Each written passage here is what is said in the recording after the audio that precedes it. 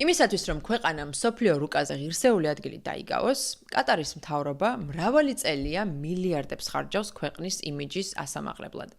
სწორედ ამ კამპანიის ნაწილია კატარის ავიახაზების გაძლიერება 2022 წლის FIFA-ს მსოფლიო ჩემპიონატის მასპინძლობა და ალ ჯაზირას გაფართოება. როცა 1993 წელს Qatar Airways-ი დაარსდა, ის პატარა რეგიონული ავიაკომპანია იყო, რომელიც მხოლოდ რამდენიმე თვითმფრინავით ოპერირებდა.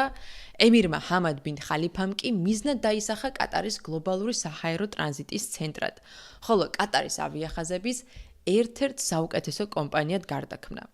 2000-იან წლებში სახელმწიფოს მძლავრი ფინანსური მხარდაჭერით კომპანიამ დაიწყო სწრაფი გაფართოება, შეიძინა ახალი Airbus-ებისა და Boeing-ის თვითმფრინავები, გაიხსნა ათეულობით ახალი მარშრუტი აზიაში, ევროპაში და ამერიკაში, დოჰაში აშენდა ჰამადის საერთაშორისო აეროპორტი, თანამედროვე ჰაბი, რომელიც ერთ-ერთ საუკეთესო აეროპორტად ითვლება მსოფლიოში.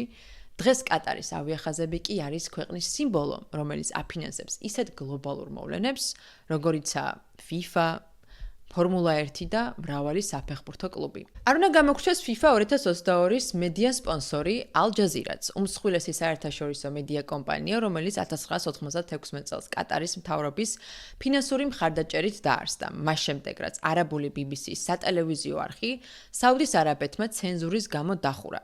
კატარის მიზანი კი გახდა პირველი არაბულენოვანი დამოუკიდებელი საინფორმაციო არხის შექმნა.